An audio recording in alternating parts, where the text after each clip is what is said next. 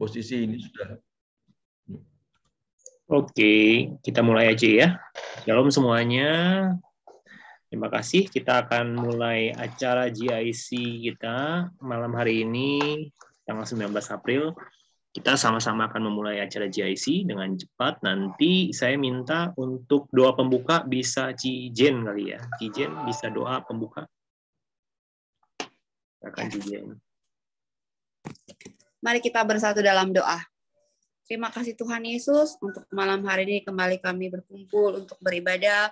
Mari Tuhan pimpin ibadah kami dari awal pertengahan hingga pada akhir. Amin. Yang mengambil bagian Tuhan urapi. Biarlah kuasa-Mu mengalir dalam setiap kehidupan kami di dalam ibadah pada malam hari ini.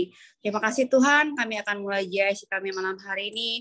Hanya di dalam nama Tuhan Yesus. Haleluya. Amin. Amin. Silakan Cik Kesia. Oke, mari kita mulai ibadah hari ini.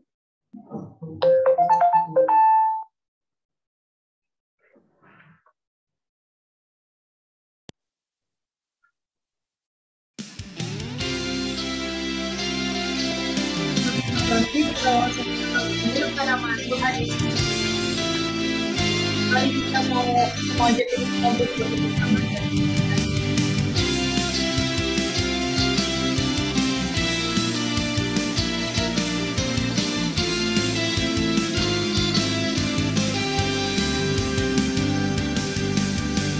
bangkit bukan namanya, maju dan akan masanya. Kita Tuhan Ibu semesta, dengan namanya.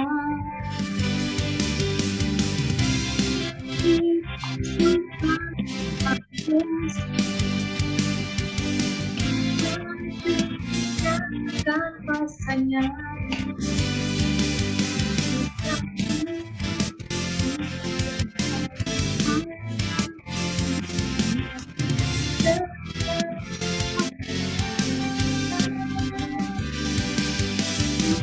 Yesus, saudara yang kuat, nama Yesus.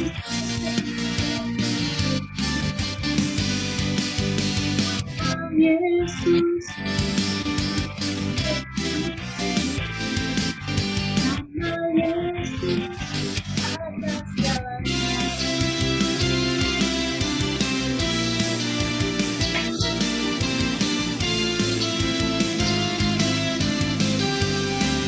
Sama-sama kita mau bangkit, bangkit bukan nama Yesus.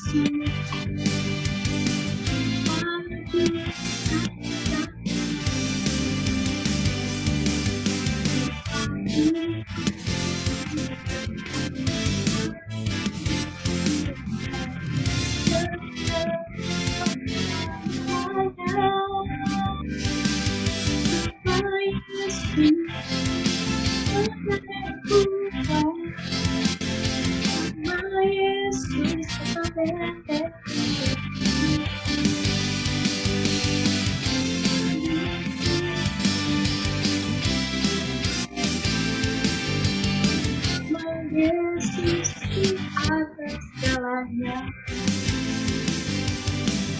Nama Yesus di atas segalanya. Yesus di atas segalanya. Kemuliaan bagi nama Tuhan.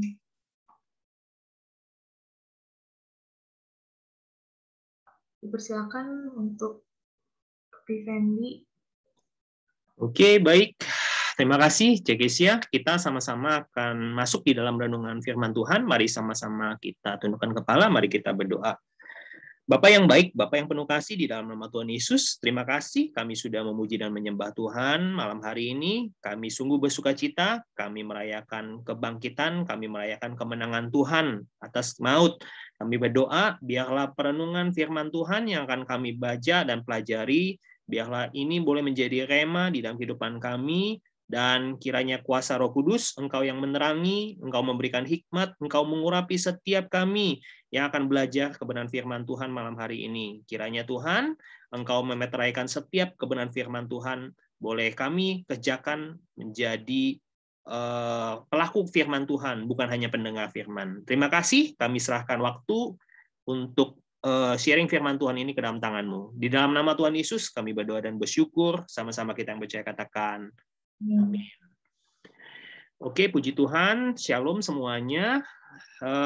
Terima kasih buat hambanya yang sudah memberikan saya jadwal, Kok Yusuf ya, yang sudah memberikan jadwal untuk saya berbagi dan saling belajar bersama ya kita ya. Di GIC 4.0 tetap di dalam tema yang besar yaitu salvation ya, atau keselamatan.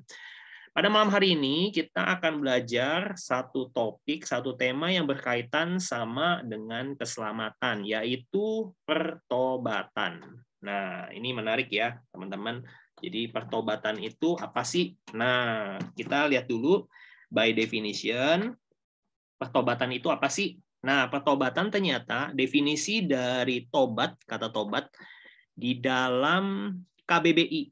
Ya, ini dikatakan artinya sadar yang pertama, ya, dan menyesal akan dosa, atau dikatakan sadar atau menyesal dari perbuatan yang salah atau jahat, ya, seperti itu KBBI. Dan katanya di situ dikatakan ada niat untuk memperbaiki tingkah laku dan perbuatan. Itu definisi KBBI yang pertama. Definisi tobat KBBI yang kedua adalah kembali kepada jalan atau hal yang benar ya. Jadi tobat itu eling isinya ya. Jadi dia tahu salah, dia tahu dia melakukan sesuatu yang jahat, dia tahu melakukan sesuatu yang namanya kekeliruan yang tidak berkenan. Nah, ketika dia bertobat artinya dia berbalik arah atau kembali kepada jalan yang benar gitu ya. Itu arti tobat secara umum di KBBI.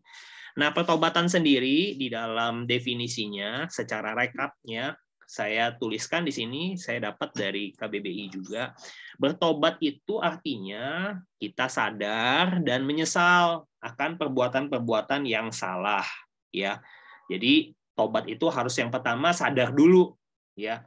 Kalau nggak sadar nggak mungkin kita yang namanya nyesel. Nyesel itu adalah satu respon ya ketika kita sadar. Kalau kita belum menyadari bahwa sesuatu yang kita lakukan atau kita kerjakan atau kita ucapkan ya atau kita pikirkan itu sesuatu yang salah atau keliru, maka orang itu tidak mungkin ada menyesal. Ya, jadi sadar dan menyesal akan perbuatan-perbuatan yang salah ya, yang tidak benar di mata Tuhan. Dan kita ya, orang yang bertobat itu adalah orang yang berniat untuk mengaku dosa kita di hadapan Tuhan dan tidak akan mengulangi kembali. Itu definisi dari pertobatan ya. Nah, kita akan langsung aja klik next-nya.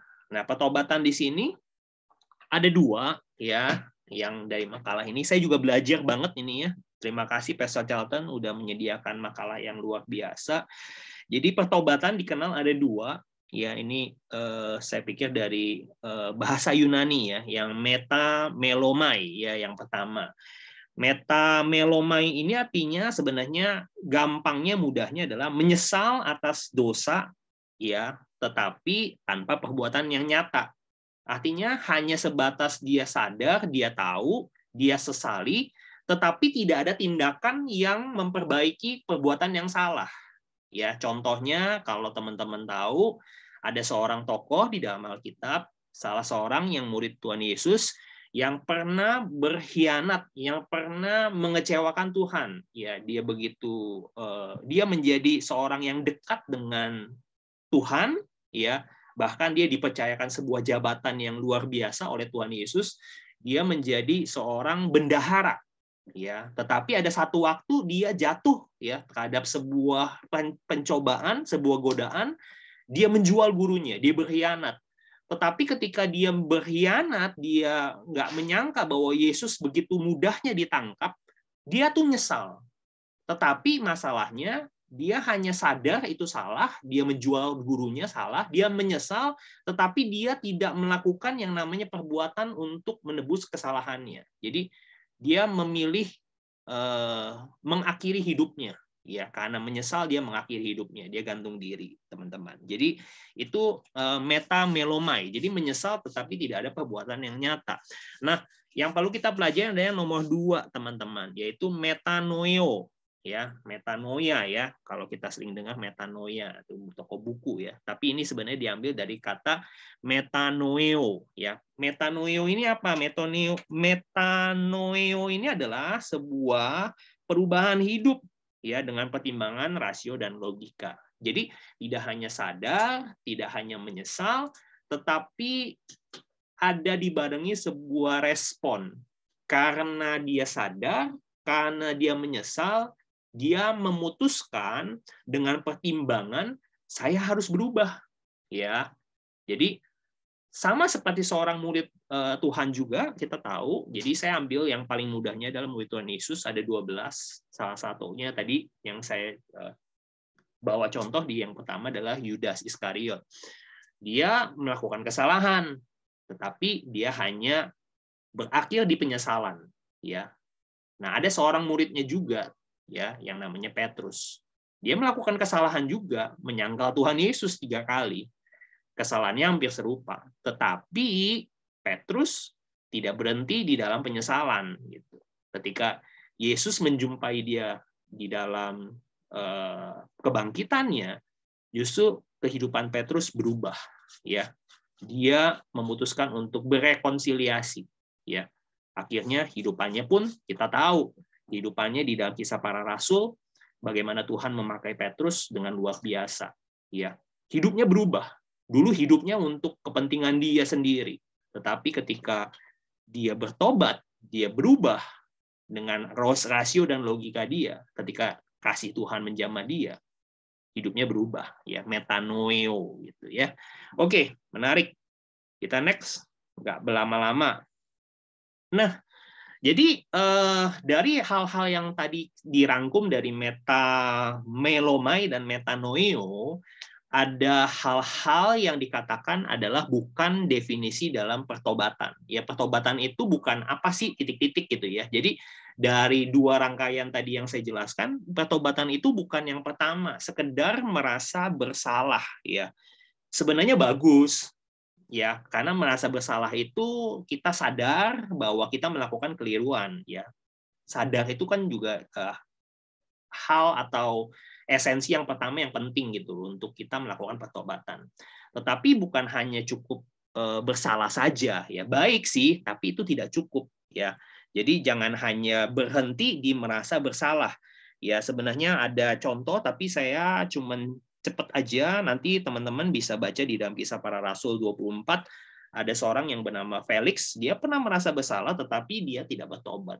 Sama tadi ya dengan Yudas. Yudas juga merasa bersalah karena menjual gurunya. Ya, dia juga tidak mengira, dia pikir Tuhan itu akan melakukan perlawanan gitu. Tapi ternyata ditangkap, benar-benar disiksa gitu. Jadi dia merasa bersalah sekali gitu.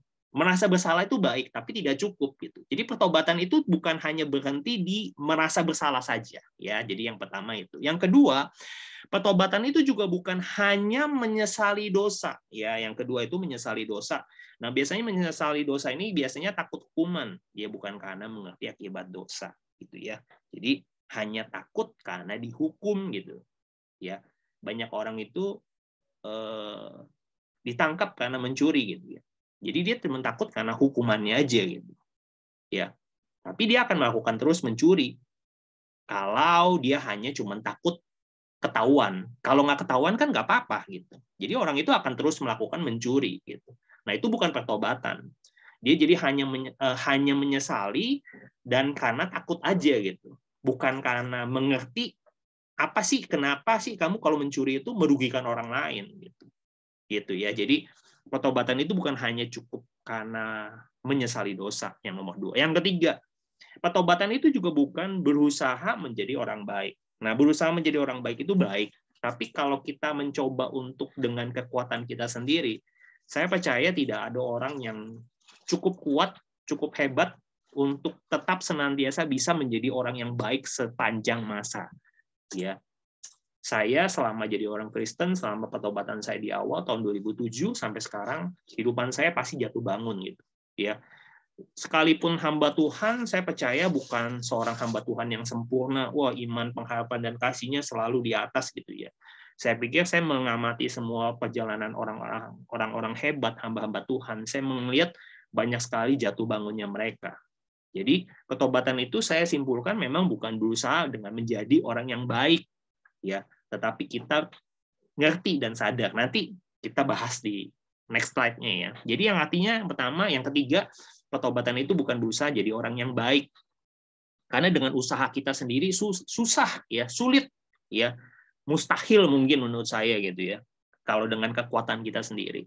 Nah, yang keempat juga pertobatan bukan hanya taat beragama ya. Jadi cuma tahu ayat ya, bukan hanya penghafal ayat ya, ayat kitab suci kita.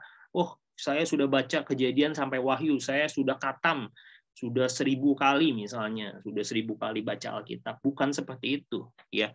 Kalau kita hanya cuma taat beragama, tetapi kita cuma tahu hanya sekedar kebenaran firman, tapi berarti kita cuma berpikir secara rasio gitu ya. Jadi pertobatan bukan hanya sekedar itu. Pertobatan itu adalah sebenarnya menghidupi apa yang kita baca. Jadi bukan hanya menghafal, bukan hanya sekedar konteks di pikiran aja, bukan hanya konteks di logika berpikirnya saja gitu. Jadi bukan hanya pikiran kita saja, tapi kita harus menghidupi itu gitu ya. Jadi menghidupi, bagaimana cara menghidupi firman itu di dalam kehidupan kita sehari-hari. Oke, next. Nah, tadi adalah pertobatan yang salah ya, mungkin yang tidak termasuk dalam kategori pertobatan. Jadi pertobatan yang benar itu seperti apa? Ya cepat aja, pertobatan yang benar ada beberapa hal yang terkandung di dalamnya. Yang pertama, pertobatan yang benar itu adalah menyesali dosa di hadapan Allah. Ya, ini hal yang penting. Setelah kita sadar bahwa kita melakukan sesuatu yang salah, sesuatu yang keliru, ya kita ditegur, hati nurani kita berbicara bahwa kita melakukan salah, sadar dulu. Yang kedua, yang penting adalah kita menyesali kesalahan kita di hadapan Allah. Ya, pribadi yang tepat yaitu kita mengakui kesalahan itu di hadapan Allah.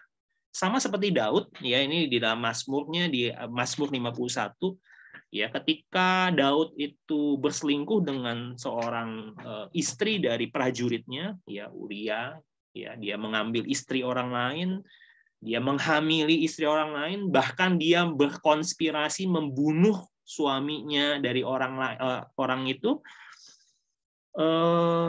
Dia sadar, ya Daud sadar, ditegur oleh Nabi Nathan, walaupun Nabi Nathan itu punya resiko menegur raja itu, resikonya adalah kematian. Tapi kita melihat bahwa Alkitab dengan gamblang menceritakan Daud itu menyesali. Ketika ditegur oleh Nabi Nathan, dia bukannya tetap kekeh ya, tetap egois, tetap mempertahankan harga dirinya sebagai seorang raja. Tidak. Jadi dia justru menyesali dosanya, dia menyadari kekeliruannya, dan dia menyesal sekali gitu di hadapan Allah. Di ayat yang ketiga bisa dilihat bahwa sebab aku sendiri sadar akan pelanggaranku, aku senantiasa bergumul dengan dosaku. Jadi ini ayat kuncinya. Jadi kita perlu untuk menyikapi pertobatan yang benar. Yang pertama adalah menyesali kesalahan kita di hadapan Tuhan.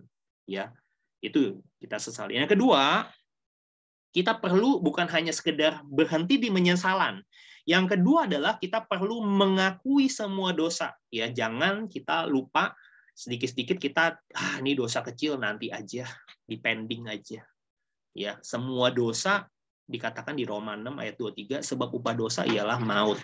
Ya, tidak ada definisi di situ dikatakan upah dosa yang besar adalah maut, tidak. Sebab upah dosa adalah maut. Ya, jadi kita perlu mengakui semua dosa kita. Untuk itu makanya kalau saya bilang memang kita perlu bertobat setiap hari ya, karena tidak ada yang luput dengan kesalahan, kekeliruan. Jadi kita perlu mengakui semua dosa. Di dalam Mazmur 32 ayat 5 dikatakan Daud pernah berkata seperti ini di dalam Mazmurnya, dosaku kuberitahu kepadamu, kuberitahu.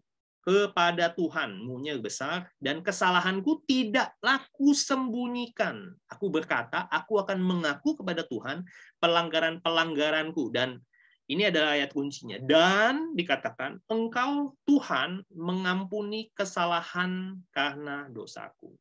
Jadi pengampunan Tuhan datang, Tuhan mengampuni kesalahan dosa dengan sebab, ya, sebab atau ada hal yang kita lakukan. Yang pertama adalah memberitahukan atau tidak menyembunyikan kesalahan atau dosa kita. Kita perlu confession, ya. Jadi Pak Gembala pernah ngomong, dari Taurat itu condemnation, dari penuduhan kita menjadi confession, ya. Jadi dari from condemnation, dari penuduhan jadi confession. Confession itu adalah pengakuan. Jadi kita perlu mengakui semua dosa kita di hadapan Tuhan, gitu. Kita perlu tidak boleh menyembunyikan sesuatu apapun yang kita. Oke, klik.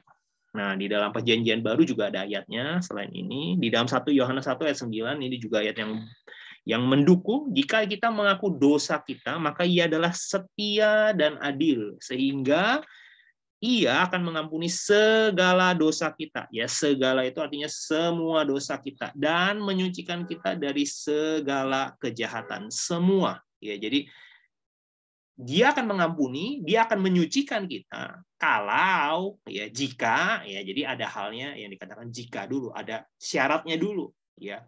Kita akan menerima pengampunan, kita akan disucikan, kita akan dikuduskan kalau hal yang pertama dikatakan dilakukan jika kita mengakui dosa kita. Jadi penting menyesali semua dosa di hadapan Allah. Yang kedua adalah mengakui semua dosa, ya. Jadi jangan dicicil, jangan disembunyiin. Jadi kita akui dosa kita, kita perlu bicara sama Tuhan. Tuhan, saya melakukan kesalahan ini. Saya marah-marah Tuhan, saya ngamuk gitu, ya, mungkin gitu, ya. Saya ngomelin istri atau apa gitu. Ya, oke, klik next. Contoh-contohnya nanti aja, ya, mungkin di dalam discussion aja lebih asik. Yang ketiga tadi setelah apa tadi itu? Menyesali, mengakui. Nah, yang ketiga, kalau kita sudah menyesali dan mengakui, jangan lupa yang poin yang ketiga adalah menjauhi dari dosa. Pertobatan yang sejati adalah pertobatan yang menjauh dari dosa. Kita sudah pernah melakukan kesalahan, ya, sudah minta ampun, sudah akuin sama Tuhan, Tuhan ampuni, Tuhan kuduskan, Tuhan sucikan. Nah, yang selanjutnya apa pertobatannya? Menjauh dari dosa. Ya, semua dari kita pernah punya pengalaman dosa masa lalu kita. Kita itu bukan orang suci, kita orang yang punya pengalaman masa lalu yang buruk. Tapi kita perlu ngerti di mana kita jatuh, gitu, ya. Di Amsal 28 ayat 13 dikatakan begini, siapa yang menyembunyikan pelanggarannya tidak akan beruntung. Sekali lagi ini mendukung dari hal yang tadi kita ngomong, ya. Jangan pernah menyembunyikan segala kesalahan, karena orang yang menyembunyikan itu tidak akan pernah beruntung. Ya, kalau kita nggak pernah beruntung, kita hidupnya sial, kita hidupnya nggak baik, ya, kita perlu mengintrospeksi kehidupan kita. Siapa tahu kita ada sesuatu yang belum kita akui, kita ada sesuatu yang masih kita sembunyikan. Nah, kontradik daripada ayat ini dikatakan, tetapi siapa mengakuinya dan meninggalkannya akan disayangi. Jadi bukan hanya mengakuinya saja, tapi meninggalkan, menjauh dari dosa. Jadi jangan kita mengakui, tapi kita lakukan lagi. Ya, kalau kita tetap kelonin dosa kita tetap lakukan kesalahan kita minta ampun, tapi kita lakukan lagi. Ya, misalnya kita mencontek, ya Tuhan saya besok mau belajar, tapi kita nggak belajar, kita contek lagi. Ya, menurut saya kita masih bergumul dalam dosa, itu bukan pertobatan. Gitu. Pertobatan adalah ketika kita sudah mengakui, respon kita harus menjauh dari dosa yang sudah diampuni itu. Gitu. Oke, klik next. Oke, jadi bukan hanya cukup menjauhi dosa, sebenarnya Pastor Charlton ini bagus banget, ya, materinya. Ya, jadi dilanjutkan dengan tingkatan selanjutnya. Jadi menyesali, mengakui, menjauhi, yang keempat membenci dosa. Ya. Di dalam Ibrani 1 ayat 9, engkau mencintai keadilan dan membenci kefasikan, sebab itu Allahmu telah mengurapi engkau dengan minyak sebagai tanda kesukaan melebihi teman-teman sekutumu. Dikatakan Tuhan itu mencintai keadilan. Dia adil. Dia Allah yang adil. Dia itu mencintai kita semua. Ya, tetapi saya mau kasih tahu, Tuhan itu ada Tuhan yang adil. Dia tidak menyukai segala bentuk dosa. Dia itu suci, dia itu kudus. Jadi kudus dan dosa itu tidak bisa bercampur. Dia mencintai pendosa, tetapi dia membenci dosanya gitu. Jadi kita perlu meneladani ketika kita disucikan, ketika kita dikuduskan sama Tuhan, kita dihapuskan segala dosa kita perlu tahu sifat Tuhan gitu. Bahwa Tuhan itu mencintai keadilan. Dan dia ketika dia mencintai keadilan, dia membenci sekali yang namanya kejahatan. Dia membenci dosa. Nah, kita perlu meneladani sikap-sikap yang atau sifat-sifat daripada pencipta kita gitu ya. Jadi 4 itu adalah membenci dosa. Yang kelima, ini apabila memungkinkan ya, jadi ini opsional ya, jadi sebenarnya Pastor Charlton tulis opsional, tapi saya tuliskan aja, pertobatan itu bukan hanya menyesali, mengakui, menjauhi, membenci, tetapi yang kelima adalah mengembalikan hutang dosa. Ya, jadi kita tuh dosa itu seperti berhutang gitu, ya. Ketika Zakheus itu Tuhan ampuni, kita tahu bahwa Zakheus itu adalah seorang pemungut cukai, kepala pemungut cukai. Ya, dia adalah kepalanya. Ya, pemungut cukai itu sering ketika dia hanya perlu mengambil 5 keping perak atau 5 dinar, kadang dia suka lebihin. Saya minta 15 dinar. Ya, 5 dinarnya disetorin sama pemerintah Romawi, tetapi 10-nya dikantongin sama dia. Ya. Nah, ketika Tuhan Yesus datang ke rumah Zakheus, Zakheus itu bersukacita. Dan Zakheus itu dikatakan di dalam Lukas 19 ayat 8 di dalam ceritanya, Zakheus berdiri dan berkata kepada Tuhan Yesus, "Tuhan, setengah dari milikku akan kuberikan kepada orang miskin." Jadi apa yang dia punya itu setengahnya dikasih ke orang miskin. Dan ini yang menarik. Dan sekiranya ada orang yang kuperas dari seorang, akan kukembalikan 4 kali lipat. Jadi bisa dibayangkan dia pernah memeras seorang misalnya 1 juta, dibalikin 4 juta. Ya, jadi itu satu buah hal yang luar biasa ya ketika seseorang itu bertobat, ya pertobatan sejati itu seperti Zakheus. Ya, memang kalau saya berpikir itu adalah hal yang memang luar biasa yang dia kerjakan oleh Zakheus. Tapi kalau menurut saya yang penting gini, kalau kita mungkin juga ada melakukan sesuatu ya dosa gitu, mungkin kita ada menipu, kita ada mengambil atau kita menggunakan orang punya uang atau apa. Ya, sebisa mungkin kalau teman-teman itu kembali diberkati, kembali dipulihkan Tuhan. Ya. Poin yang kelima ini penting gitu. Jangan lupa mengembalikan hutang dosa kita gitu. Kalau kita ingat kita pernah pakai uang atau kita pernah menggunakan itu, ya dikembalikan gitu. Nah, ini penutup teman-teman ya. Saya akan serahkan ke Pastor Charlton sebentar lagi. Mengapa harus bertobat? Kita udah ngomong pertobatan yang benar, pertobatan yang sejati. Kenapa harus bertobat? Why? Pertanyaannya kan itu. Ditutup di dalam Lukas 13 ayat 3 dikatakan, "Tidak, kataku kepadamu," kata Tuhan kepadanya, "tapi jikalau kamu tidak bertobat, kamu semua akan binasa." Jadi Tuhan Yesus berkata bahwa pertobatan itu adalah sebuah pilihan. Ya, jadi Tuhan itu di dalam Lukas 13 ayat 3 ini cuman memberikan sebuah pilihan kepada kita semua orang percaya yang mengaku percaya sama Tuhan. Ya, kita tahu kehidupan kita masing-masing tidak perlu kita menunjuk satu sama lain, kita perlu menunjuk dan mengintrospeksi diri kita sendiri. Kita berkaca, ya, apakah hari ini saya sudah melakukan hal yang baik atau tidak. Kalau kita masih merasa bahwa kita masih melakukan sesuatu yang tidak baik, mari kita sama-sama berintrospeksi. Kita perlu sama-sama bertobat. Sama-sama katakan, saya perlu bertobat. Oke, saya pikir semuanya ngomong di dalam hatinya, saya perlu bertobat. Nah, ini yang akan menjadi pokok bahasan kita. Are you struggling? Ya, apakah Anda sedang dalam pergumulan? Mungkin ada yang pertama, ada yang kita yang mengalami kesulitan untuk bertobat. Ya, kita mungkin Kristen atau orang percaya yang jenis tomat. Ya, tobat sekali, besok umat gitu ya. Mungkin kita yang struggling seperti itu, silahkan nanti kita bisa sama-sama sharing ya. Tujuan daripada GIC malam hari ini bukannya mempermalukan ya, tidak ada seorang pun yang mempermalukan orang lain ya atas sesamanya, tetapi justru kita mau mempermalukan, malah kita mau mempermalukan iblis gitu. Jadi kita tidak mempermalukan orangnya, tetapi mari kita ajak teman-teman untuk sama-sama ya kita mendukung ya di dalam doa Ya, ada yang mungkin jatuh bangun ya.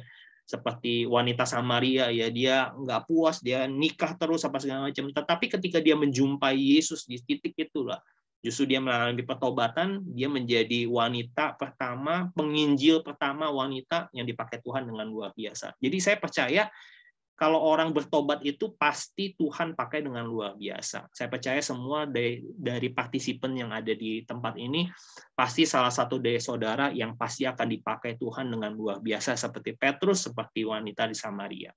Yang kedua, mungkin share pengalaman pertobatan Anda juga boleh ya. Nanti Pastor Charlton yang akan sama-sama lead ya. Ya, jadi kita open for discussion, kita rindu juga berdoa buat kalian semua. Thank you for listening. Yuk kita sama-sama masuk di dalam doa. Mari sama-sama kita berdoa. Haleluya. Bapak yang baik, terima kasih. Kami sudah menyelesaikan materi tentang pertobatan. Biarlah malam hari ini kami boleh berdiskusi bersama dengan Pastor Charlton. Nanti akan pimpin diskusi kami. Ya, semuanya kami serahkan ke dalam tangan-Mu. Biarlah Engkau yang memeteraikan Tuhan. Kami boleh sama-sama terbuka, kami boleh sama-sama saling berdoa untuk satu dengan yang lain, mendukung supaya kami bukan hanya menjadi petobat yang biasa, tetapi benar-benar petobat sejati, dan hidup kami dipulihkan, hidup kami dimerdekakan, hidup kami disuci kuduskan, dan kami percaya ketika Tuhan memulihkan kami, Tuhan tidak memulihkan setengah-setengah, tetapi Tuhan memulihkan seluruh aspek kehidupan kami, jasmani dan rohani kami dipulihkan, kami diberkati, dan kami siap menjadi berkat bagi orang lain. Terima kasih Bapak yang baik. Kami bersyukur dalam Tuhan Yesus kami berdoa. Haleluya. Silakan Pastor Charlton. Amin, puji Tuhan. Rupanya disampaikan dengan sangat luar biasa oleh Pastor Fendi ya. Jadi kita perlu bersyukur kalau hari ini kita ini adalah orang-orang yang diberikan kesempatan untuk bisa bertobat. Puji Tuhan. Saya nggak akan menambahkan, tapi tentunya setiap daripada kita punya pengalaman. Mungkin ada yang mau di-sharing. Mungkin saya ke Koniki dulu. Pak Niki. Ya, shalom. Shalom, Koniki. Ya, saya skip dulu ya. Skip dulu ya, oke. Ya, nanti belakangan nanti saya. Soalnya saya lagi masak. Oh, lagi masak. Saya tunggu ya di rumah. Karena nasi saya setengah belum saya habisin. Tungguin masakannya Pak Niki. Puji Tuhan.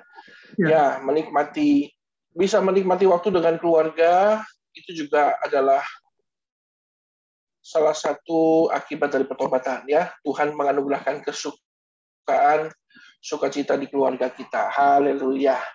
Ya. Mungkin Mr. Tukul? Mr. Tukul bagaimana Mr. Tukul?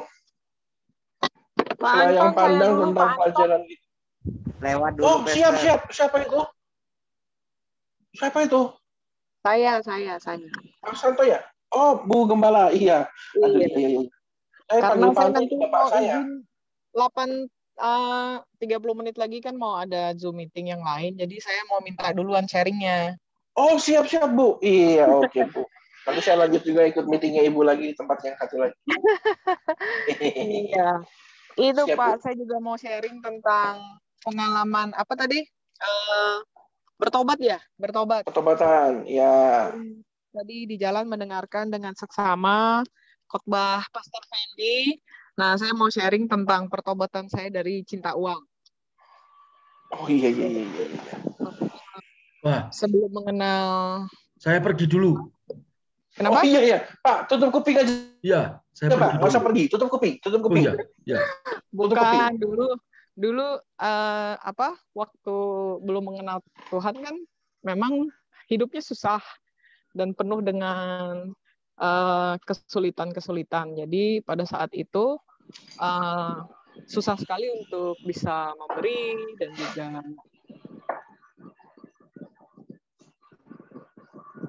Halo, Bu. Ibu, sinyalnya hilang ini. Wah, hilang kemana istri saya? Mungkin diganggu sinyalnya oleh Mamon, Pak. gitu loh. Sehingga tidak ada lagi tuh bertobat dari cinta uang itu ya. Jadi cinta uang maksudnya pelit, misalnya, terus tidak bisa berbagi dan apa gitu ya. Jadi saya belajar seperti yang suami saya sering juga ngomong, ya punya saya, punya Tuhan juga punya saya, yaitu tidak gampang sampai ibaratnya kita itu juga mengalamin ya, kalau misalnya orang minta tolong atau bagaimana, kita sendiri juga sedang dalam keadaan yang tidak baik, tapi ya dengan kita memberi itu tidak bertambah miskin, tetapi justru di kemudian hari itu dilipat kali gandakan gitu loh. Termasuk juga kepada orang-orang yang sudah berlaku tidak adil kepada kita juga. Ya, di situ ada buah dari pertobatan saya bahwa saya tidak cinta uang. Kalau saya cinta uang tentu tidak ada damai sejahtera di dalam hidup saya. Selalu saya pikirkan, saya merugi, lalu maunya kan untung terus kan. Nah, disitulah saya mau kesaksian bahwa saya bertobat dari ya kan akar segala kejahatan itu adalah cinta uang. Jadi semoga malam ini diingatkan itu yang pertama tadi, kita bertobat dari apa ya. Saya mendingan duluan mengakuin gitu bahwa saya teringat saya sudah lepas dari itu, bertobat dari cinta uang. Itu sih sharing saya, Pak Charlton. Puji Tuhan. Diganti Puji Tuhan. menjadi cinta saya. Oh iya. Dan cinta anak-anak ya, sama cinta Lucy. Ya. Puji Tuhan. Ya, terima kasih Bu Marcel. Memang pertobatan itu kompleks ya, Bapak Ibu semua ya. Kenapa saya bilang kompleks? Karena salah satu ayat mengatakan bahwa Tuhan kita itu pencemburu. Jadi segala aspek dalam hidup kita itu Tuhan nggak suka. Dia benci sekali dengan yang namanya dosa itu. Makanya kita harus hati-hati, jangan sampai kita mengganggu cintanya Tuhan itu. Makanya kita perlu bertobat. Makanya rangkaian bulan ini belajar tentang transformasi hati ya, perlu pertobatan. Puji Tuhan. Mungkin kalau suaminya masak, mungkin istrinya nggak masak ini ya. Istrinya mungkin bisa sharing ini. Cili dia bagaimana? Ya, bagaimana cerita tentang kita? Tentang pertobatan. Shalom, Cili dia. Ya, pertobatan ya. Banyak sekali sih ya kalau misalnya tentang pertobatan. Masa lalu saya lumayan kalau misalnya dulu sempat nyobain minum macam-macam lah pokoknya intinya. Tapi pertobatan itu nggak mudah dan bertahap gitu loh. Satu persatu Tuhan singkapkan yang ini tidak boleh gitu, yang ini jangan dilakuin. Yang sekarang masih bergumul itu kadang masih menyembunyikan sesuatu gitu loh. Itu kan tetap aja berbohong ya. Tetap aja. Jadi menyembunyikan sesuatu. Jadi intinya tidak terus bergumul, terus juga kadang-kadang masih suka mengeluh sama Tuhan, dan itu kan tidak boleh juga. Itu aja sih yang paling sulit sekarang, masih bergumul soal itu, dan kadang untuk memaafkan orang-orang yang sudah tidak berbuat tidak baik dengan saya itu masih bergumul juga, dan minta pertolongan. Puji Tuhan satu persatu bisa gitu dilewati. Itu aja. Ya, puji Tuhan. Terima kasih Cilidia. Ya. Memang buntut-buntutnya atau balik-baliknya kita kembali ke persoalan hati ya, Cilidia ya. Jadi bagaimana manajemen hati itu penting rupanya ya. Kalau teman kita di agama sebelah itu manajemen kolbu. Wah, itu. Jadi bagaimana kolbu itu hati, kedalaman hati itu kalbu. Kan ada namanya bahasa kalbu. Terus kalau sobat bahasa sebelah kolbu gitu. Makanya kalau katanya titik itu percayalah hanya aku yang paling mencinta katanya. Ya, jangan suruh saya nyanyi ya, itu titik DJ ya. Jadi memang kita itu persoalannya balik-baliknya ke hati, dan biar bagaimanapun sangat sulit, tapi memang harus diperjuangkan. Ya, terima kasih Cilidia untuk terus berjuang, karena memang saya tahu perempuan lah ya. Perempuan itu selalu memang mainnya perasaan, hati-hati, jadi harus hati-hati main hati. Kalau nggak hati-hati main hati, nanti hatinya kopong kebakaran. Ya, harus hati-hati.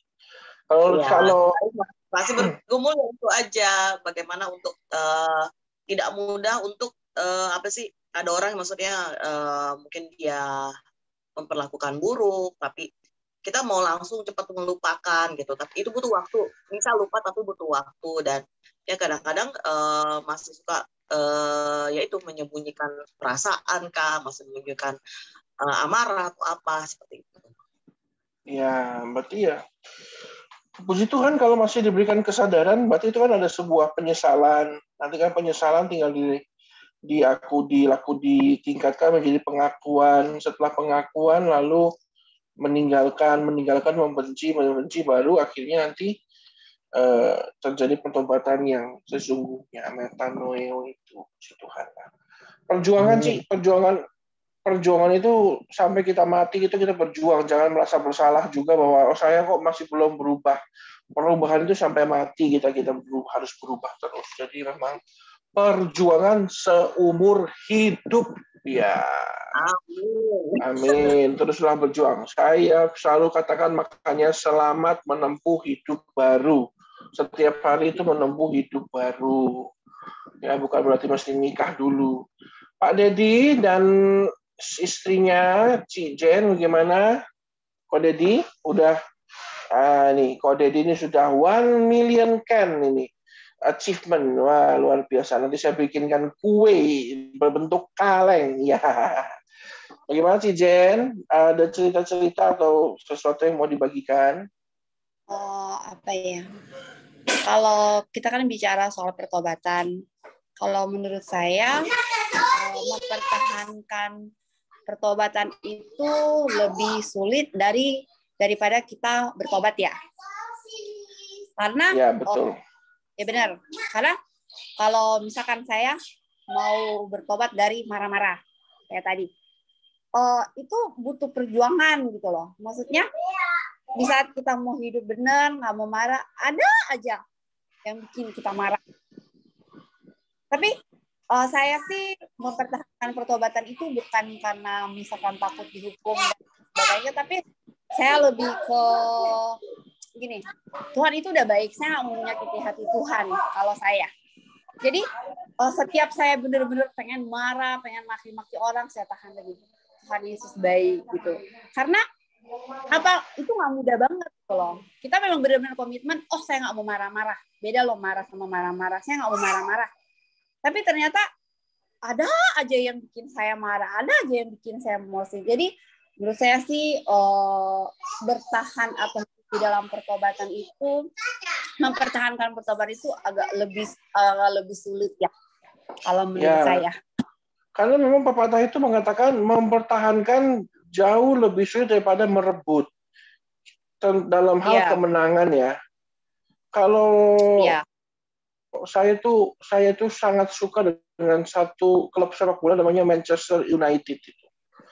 Manchester United itu kan pada zamannya itu rajanya kompetisi kan.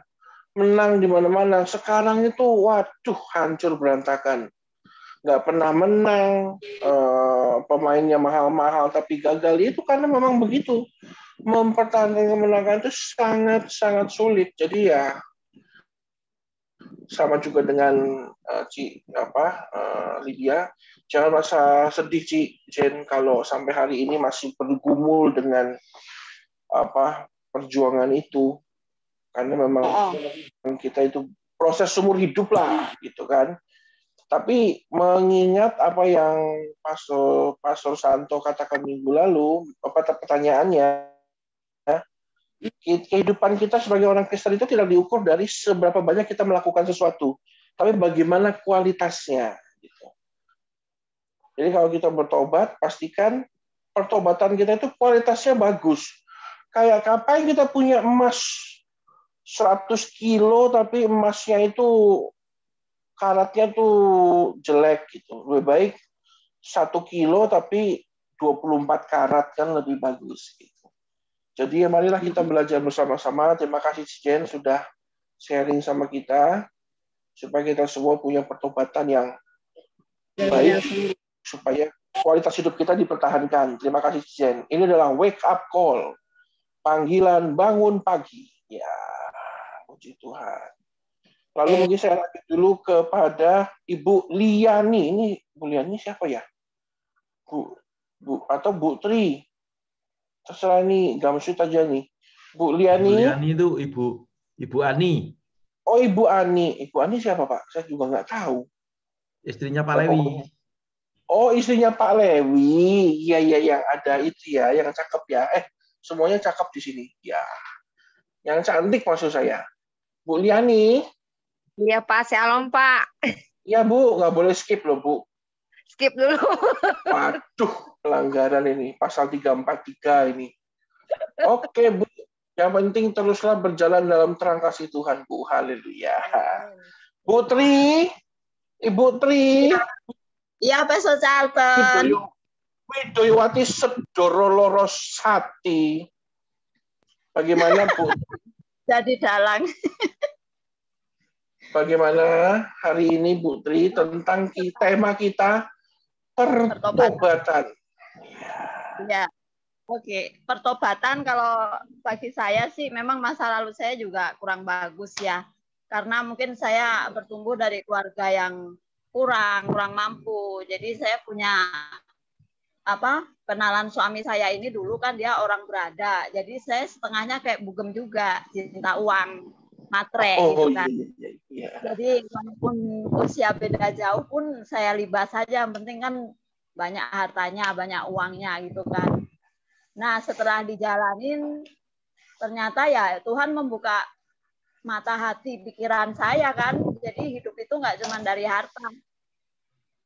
Kamu kan udah saya anugerahi maksudnya udah saya berkatin, ibaratnya udah saya sertain. Jadi dunia itu nggak kekal itu berkat dari saya itu yang kekal. Jadi sampai sekarang begitu saya mengenal Tuhan lebih dalam, ya sampai udah berapa puluh tahun saya menjalani pernikahan dengan suami saya ya padanya, walaupun udah semakin tua semakin menjengkelkan ya, dan uangnya juga udah nggak ada, ya tetap kita tetap mencintai, karena kan apa yang sudah dipersatukan Tuhan kan nggak bakalan kita bisa menceraikannya gitu kecuali maut. Dan ini puji Tuhan juga, Tuhan memampukan saya untuk melewati itu semua, dan Tuhan merubahkan hidup saya yang dulu hidupnya amburadul kayak gitu, terus tukang marah-marah, punya anak saya emosinya nggak terkontrol. Tapi puji Tuhan sekarang ya memang benar kata si Lucy, kita udah berkomitmen mau tobat, mau nggak marah, mau nggak main tangan sama anak-anak. Tapi ada aja cobaan, itu pasti ada gitu yang bikin kesel. Tapi ya puji Tuhan saya bisa melaluinya karena anugerah Tuhan kan, penyertaan yang sempurna itu luar biasa. Makanya saya benar-benar kagum sama Tuhan. Kalau pas hari Paskah itu benar-benar saya nggak bisa nahan air mata saya gitu kan, membayangkan Tuhan disalib untuk itu untuk kita gitu kan. Jadi sampai sekarang puji Tuhan saya masih bisa menemani anak-anak saya walaupun mereka udah hitungannya udah dewasa. Kalau orang kampung kan udah dinikahkan semua kan, kalau orang Jawa umur segitu. Tapi karena suami saya orang Sumatera, jadi mereka mengejar pendidikan dulu. Masalah pernikahan itu bisa disusun mereka sendiri gitu, dirangkai mereka. Jadi itulah puji Tuhan masalah pertobatan mungkin itu dulu. Tapi kalau yang kecil-kecil lain ya masih ada juga sampai sekarang. Contohnya kayak suka ngambil uang penjualan suami saya, suka kan dia udah tua kan pikun, suka lupa. Jadi saya nggak bilang gitu kan. Itu namanya memanfaatkan kelemahan orang lain untuk keuntungan pribadi, Bu. Itu namanya ada pasalnya, Bu. Aduh, ya. Sesuatu yang kecil-kecil itu. Iya, suka bikin saya gini, nggak apa-apa, itu kan uang suamimu, bukan uang orang lain. Tapi tetap aja kan itu dosa kecil juga, ibaratnya kan harus tetap minta tuntunan Tuhan untuk bertobat gitu. Yeah. Itulah. Itu pengalaman saya, Pastor. Ya, ya itu ya menarik ya. Memang pada akhirnya hal-hal yang kita anggap kecil, tapi Tuhan anggap penting juga. Jadi memang perlu dipikirkan. Tapi ya dalam proses, Bu, itu sesuatu yang menarik. Akhirnya kalau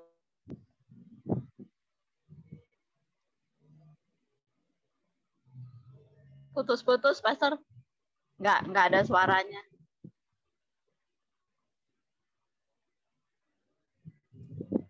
Kena mute ya, Bu. Kena mute. Ya, halo. Ya. Diulang Pastor Charlton tadi. Mute. Ya, kalau ada terminologi dalam bahasa Inggris itu there's something to live for gitu. Ada ya dalam mengiring Tuhan itu akhirnya sesuatu yang kita bisa tertawakan, ya kita tertawakan dosa masa lalu aja lah, Bu. Ya kan, kita tertawakan, kita tapi sambil dilupakan, jangan dilakukan terus, nanti malah kita ditertawakan orang. Ya, puji Tuhan. Pak Niki udah ngoseng-ngosengnya udah? Udah, Pak Charlton. Pak Niki udah belum ngoseng-ngosengnya? Udah. Oh, masih. Oh, kalau udah siap, kalau nanti bisa berbagi. Bagaimana pengalamannya? Pengalaman saya ya, kalau untuk ngomongin soal pertobatan ya, soal dosa itu, waduh, panjang banget kalau ini. Ayo,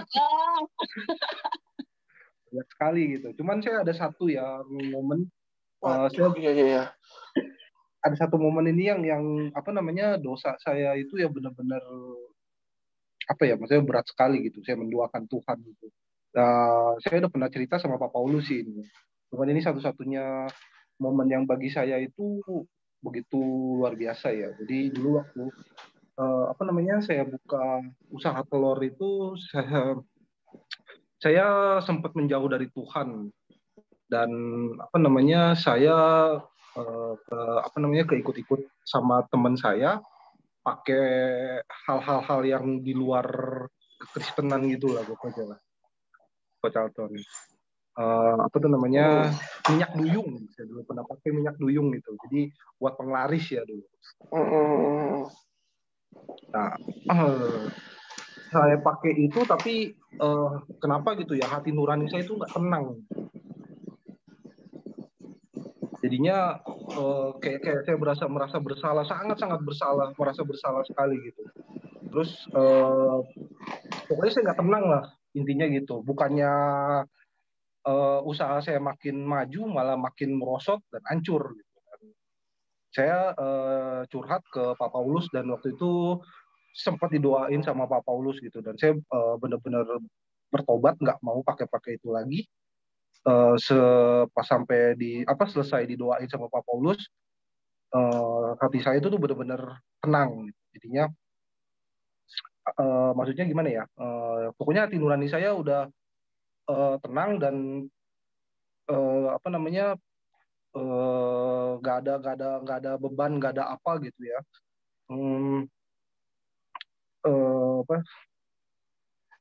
Nggak ada rasa berat, nggak ada rasa merasa bersalah lagi, dan saya janji mulai saat itu kan, pokoknya saya nggak mau pakai begituan lagi, dan Tuhan saya cuma Tuhan satu, yaitu Tuhan Yesus. Jadi nggak mau menduakan Tuhan lagi, dan saya benar-benar menyesal sekali waktu itu. Itu untuk pertama kalinya itu saya melenceng dari ajarannya Tuhan Yesus gitu loh. Jadinya di situ. Iya. Berarti balik-baliknya akal dari cinta uang lain itu lagi ya, Pak? Ya, cinta uang ya, betul. Jadinya jadi memang demi uang saya menduakan Tuhan gitu. Jadi itu menghalalkan segala cara ya. Ya, menghalalkan segala cara gitu. Udah ikan duyung, disuruh goyang duyung, diambil minyak duyung.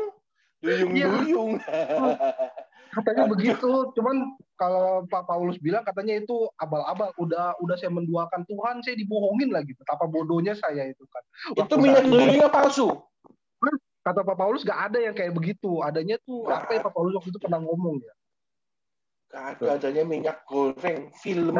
Nah, mahal lagi minyak gorengnya.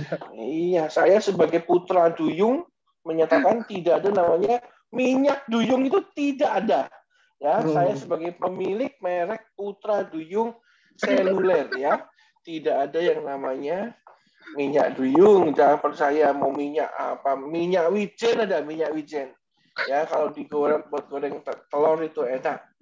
Ya, pokoknya memang zaman anugerah seperti sekarang, kita nggak usah lagi membanggakan dosa, kita harus membanggakan anugerah, ya. Jadi sekarang yang kita kerjakan itu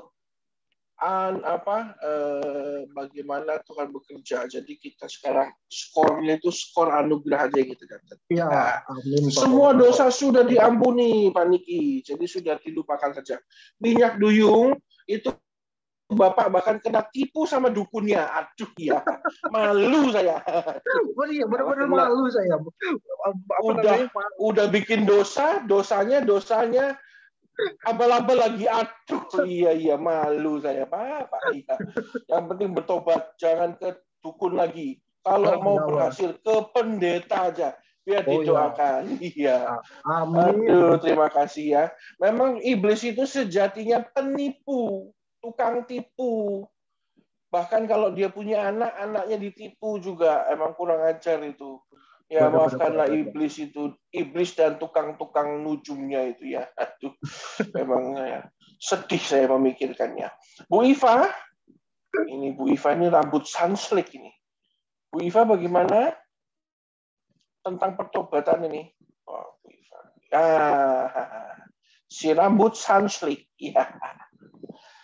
Di unmute dulu dong, sayang. Belum di unmute itu. Mana ini? Sudah, iya. Oh, menyimak ya. Ya, Bu, memang perlu kita simak dulu. Ini sekarang kisahnya ini, satu tentang marah-marah, satu tentang akar cinta uang. Ini skornya cukup tinggi nih, 2 poin ini. Luar biasa. Lalu mungkin ke Pastor Rudi Wawa. Ini pastor kesayangan sejuta umat ini. Pastor Rudi. Ya, menyimak dulu, shalom hambanya. Menyimak. Oh iya. Nanti Pastor Rudi mau juga belajar. Nanti akan menyampaikan bahan-bahan yang berkualitas. Ya, Pastor Daniel, Bandung 022. Mana ini? Ya, Pastor, nyimak dulu, Pastor. Waduh, kok lesu ini habis buka puasanya pakai telur goreng atau nasi uduk ini? Duh, lemes ini ya. Oke, terima kasih 022. Terus berjuang demi kemuliaan Tuhan. Puji Tuhan ya. Bagaimana dengan ini Pak Henry, walaupun Bapak telat, tapi setidaknya paham lah ya dengan, atau mungkin mau diulang lagi. Salam.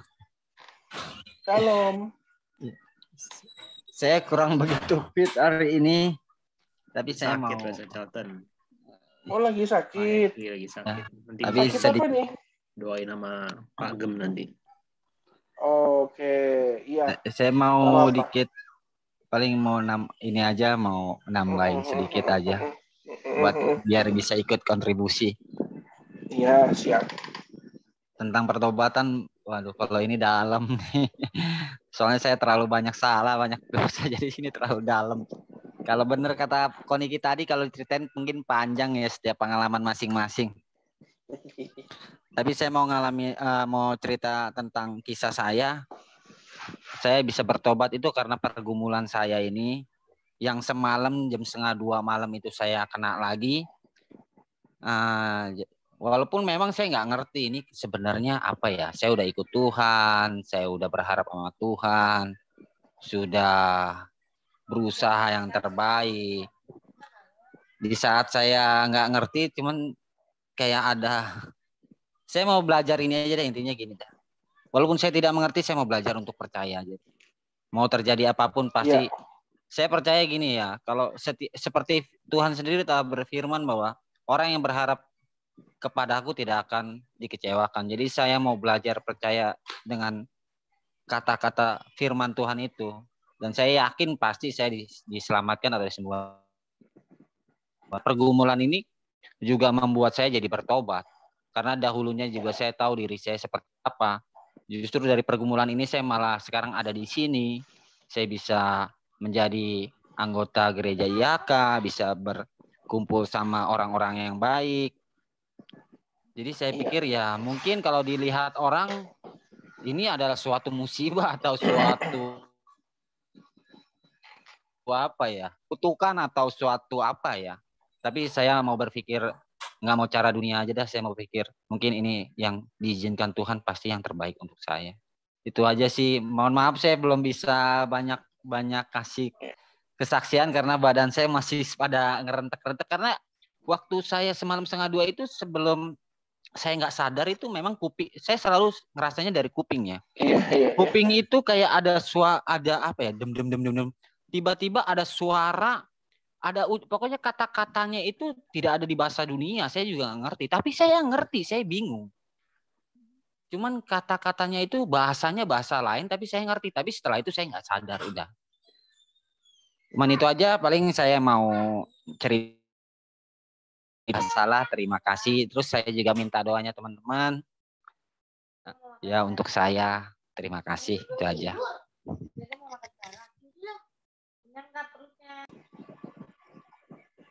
Iya. Semoga Pak Hendy segera sembuh. Yang menarik itu seorang hamba Tuhan pernah berkhotbah dan dia berkata begini, bahwa we have no reason not to believe. Gitu. Kita tidak punya alasan untuk tidak percaya. Karena waktu kita berkata mengapa saya, Tuhan bilang mengapa tidak, gitu loh. Jadi waktu kita diberikan ujian oleh Tuhan, ya bersyukur. Ya itu namanya Tuhan memberikan kepercayaan bahwa kita mampu melewatinya, gitu ya. Puji Tuhan, Pak Henry cepat sembuh, ya. Bu Nelly, shalom Bu Nelly, selamat malam. Tentang pertobatan Bu Nelly, tentunya Bu Nelly juga sedang menunggu ya buah pertobatan. Bagaimana Bu Nelly? Apa yang bisa diceritakan tentang kehidupan? Ini baru pertama kali ngelihat mukanya Bu Nelly nih. Ya Bu Nelly, bagaimana? Oh, suaranya nggak ada Bu Nelly.